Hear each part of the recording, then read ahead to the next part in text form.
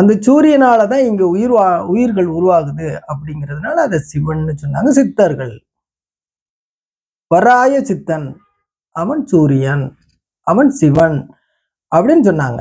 அந்த சிவனுக்குத்தான் பிற்காலத்துல சுயம்பன், அவன் சுயமாக வந்தான், தான் தோன்றியாக வந்தான், தானே தோன்றியவன், அவனுக்கு அம்மா அப்பா இல்ல. எல்லாரும் நீங்க தெரிஞ்சிருக்கலாம். சிவனுக்கு அம்மா அப்பா இல்லை அப்படிங்கிறத எல்லாரும் சொல்லுவாங்க. அவனுக்கு தாய் தந்தை இல்லை, அவன் நமக்கு தாய் தந்தையாக இருக்கிறான் அப்படின்னு சொல்லுவாங்க. அது என்னது அப்படின்னா சூரியன். சூரியனைத்தான் இங்க மனிதனாக பிறக்கிறாங்க. அவங்க பிறந்துட்டு திரும்ப வாழ்ந்துட்டு அவன் மேலேயே அந்த வந்த இடத்துக்கே போயிடுறாங்க அப்படிங்கிற நம்பிக்கை இருக்கு நம்ம கிட்ட, இன்றும் இருக்குது. மேலதான் கை காட்டுவாங்க, சத்தவன் மேல போயிட்டான் அப்படின்னு சொல்லிட்டு. இது நான் ஏற்கனவே வேற காணொலியில பதிவு பண்ணியிருக்கேன்.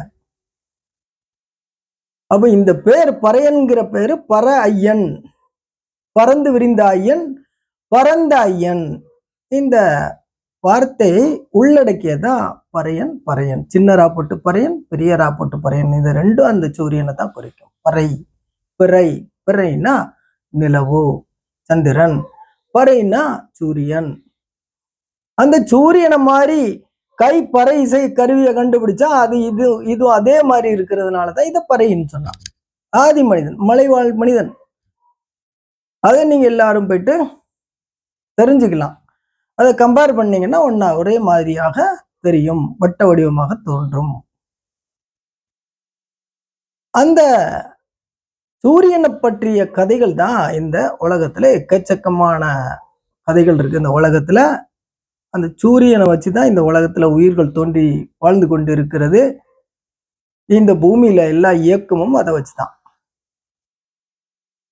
அதனாலதான் சூரிய குலம்பாங்க, சந்திர குலம்பாங்க. பகல்ல சூரியன், இரவில் சந்திரன். இந்த ரெண்டும் மாத்தி மாத்தி ஒளி தருது. அந்த ஒளியத்தான் மனிதன் வணங்கினான். ஆதி மனிதன் ஒளியத்தான் வணங்கினான். அவனுக்கு வேற எதுவுமே தெரியாது. ஒளி வந்தா அவன் வேட்டையாட போவான். ஒளி மங்கிருச்சு அப்படின்னா, இருள் வந்துருச்சு அப்படின்னா அவன் குகைக்குள்ள போயிட்டு ஒளிந்து கொள்வான். இதான் ஆதி மனிதனோடது. அவன் முதலாக அவனுக்கு ஒளி தரும் அந்த சூரியனை கடவுளா வணங்கினா. அவன் தான் ஆதிப்பறையன். அந்த ஆதி பர ஐயன், பரத்தில் இருக்கக்கூடிய ஐயனான சூரியனும் பறையன். அவனை தகப்பனாக நினைந்து வணங்கும் இந்த ஆதி மனிதன், அவனால் உருவாக்கப்பட்ட இந்த பல்லுயிர்களின் மேன்மை பெற்ற இந்த மானிடனும் பறையன். இதுதான் தத்துவம். விண்மண் நெருப்பு நீர் காற்று என ஐந்தாக இந்த இயற்கை பகுத்து உணர்ந்தவர்கள் பறையர்கள். அவங்க பஞ்ச தத்துவம் படைத்தாங்க. அந்த பஞ்ச தத்துவம் படைத்ததுக்கு அப்புறம் தான் அந்த பஞ்சாங்கம் என்ன சொல்லுது, இதை பத்தி தான் சொல்லுது எல்லாமே. பஞ்சாங்கத்துக்குள்ள இது எல்லாமே அடக்கம். இந்த கோலங்களை பற்றிய தத்துவம் அடக்கம். அது நிறைய பேருக்கு தெரியாது. பஞ்சாங்கம் பற்றி தெரிந்தவர்களுக்கு தான் அது தெரியும். இந்த பெருமை கொண்ட இந்த பறையர் அப்படிங்கிற வார்த்தை இது சாதாரண சொல்லே அல்ல. இந்த சொல்லுக்கு ரொம்ப பவர் இருக்கு. ஏன்னா சூரியனுக்கு எவ்வளவு பவர், எல்லை இல்லாத பவர். சூரியனுடைய பவருக்கு இணையான பவர் வேற எதுவும் இருக்குதா? நமக்கு தெரிஞ்சு இருக்குதா அப்படின்னா இல்லை. பறையன்னு சொன்னா இந்த உலகமே பதறுது. ஏன்? அந்த வார்த்தைக்கு அவ்வளவு பவர். அந்த வார்த்தைய நான் பறையன் தான் அப்படின்னு சொல்ல மாட்டேன்றாங்க இன்னைக்கு.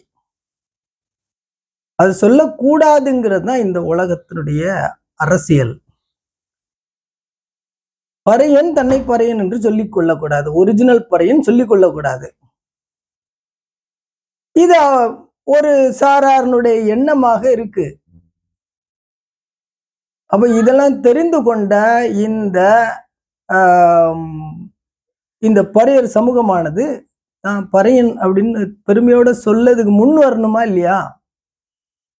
இவர்களுக்கு வேற ஒரு பெயரை சூட்டிக் கொள்ள வேண்டிய அவசியம் என்ன இருக்கு? இதை விட பெருமையான சொல்லு உலகத்துல இருக்கா? இல்லையே. இந்த பறையன்கிற சொல்ல இவர்களை உச்சரிக்க விடாம பண்ணிட்டு இந்த தமிழ்நாட்டு அரசியல்ல இப்ப நிறைய பேரை வந்து சாம்பவர்னு சொல்லணும் அப்படின்னு சொல்ல வச்சிருக்கிறாங்க. அதுக்கு நிறைய பேர் இப்போ உருவாகிட்டு இருக்கிறாங்க. சாம்பவர்ங்கிற சொல்லை எப்படியாவது இந்த இவர்கள்ட்ட திணிச்சு இந்த பறையன்கிற சொல்ல வந்து சொல்ல விடக்கூடாது அப்படிங்கிறதுல மிக தெளிவா இருக்காங்க ஒரு அரசியல் பின்னணியாளர்கள். அது யாரு எவருங்கிறத நம்ம பின்னாடி பேசுவோம். இப்போ ஒவ்வொருத்தருக்கும் இது சார்ந்து ரொம்ப டீப்பா யோசிச்சீங்க அப்படின்னாக்கா உங்களுக்கே தெரிஞ்சிரும். யாரு இதுக்கு பின்னாடி இருப்பா? அது தெரிஞ்சிரும்.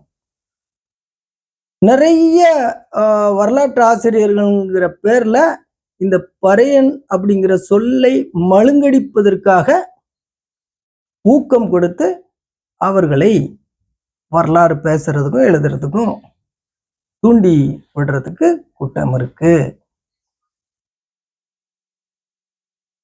அதை ரொம்ப விலாவாரியா நான் பேசலைன்னாலும் உங்களுக்கு அது கொஞ்சம் ஆய்வு பண்ணாக்க இந்த பறையர் சமூகத்தினருக்கு தெரிஞ்சு போயிடும். இதுதான் இன்றைக்கு இந்த பறையர் சமூகம் சிந்தனை பண்ணக்கூடிய ஒரு விஷயம். இந்த காணொளியின் தொடர்ச்சியை இன்னும் அடுத்த காணொளியில நம்ம பார்ப்போம். நன்றி, வணக்கம்.